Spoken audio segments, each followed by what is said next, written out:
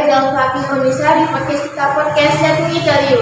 Kali ini kita akan membahas tentang topik tentang menghadapi dunia kerja. Kali ini saya ditemani oleh siswi SMK Negeri 2 Pemangkat yang akan segera menghadapi dunia kerja.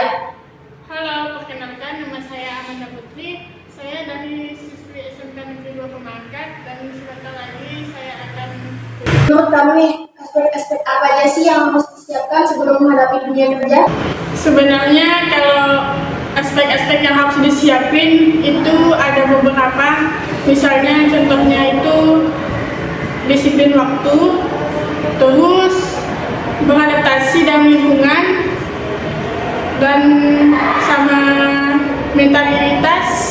Terus itu aja sih yang paling penting. Oh iya, menurut kamu kenapa sih mentalitas itu harus matang disiapin sebelum menghadapi dunia kerja? Ya, mentalitas yang namanya tekanan dalam kerja, ya otomatis kita pasti dapat presen dari atasan kita.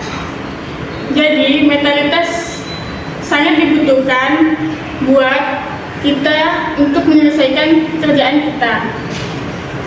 Nah, dengan mentalitas yang baik, otomatis kita juga bisa menghadapi tekanan kerja dengan baik juga.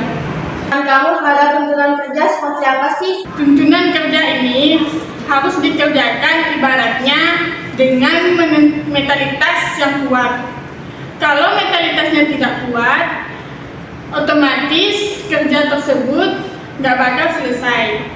Jadi emang lebih tekanan kerja harus mentalitas yang baik. Makanya kita harus melatih lagi mentalitas kita. Nah, gimana sih cara melatihnya? Yaitu dengan pengalaman-pengalaman yang kita alami. Menurut kamu nih, example untuk tuntutan kerja gimana? Contohnya seperti ini. Saya kerja di perusahaan si A.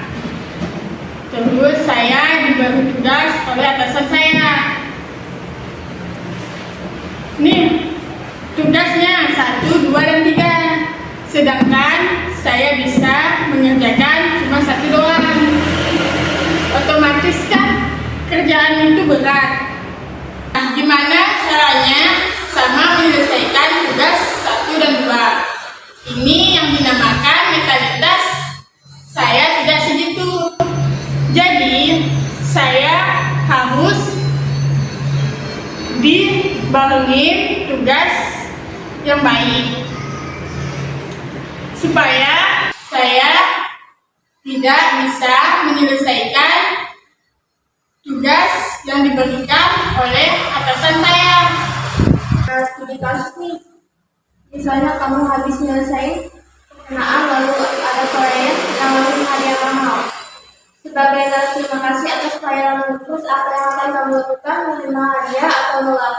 Sebenarnya kalau ini balik lagi ya, kita namanya dunia kerja itu otomatis kita nggak asing sama namanya tekan kontrak. Cuma kontrak habisnya hanya ada kebijakan perusahaan, karyawannya seperti apa atau macam mana gitu. Oke, kalau tentang profesional kerja nih, kalau misalnya kamu dihadapi tentang pilihan kepentingan pribadi atau kebijakan perusahaan, kira-kira kamu bakalan pilih yang mana? Padahal itu penting banget dibandingkan kepentingan perusahaan.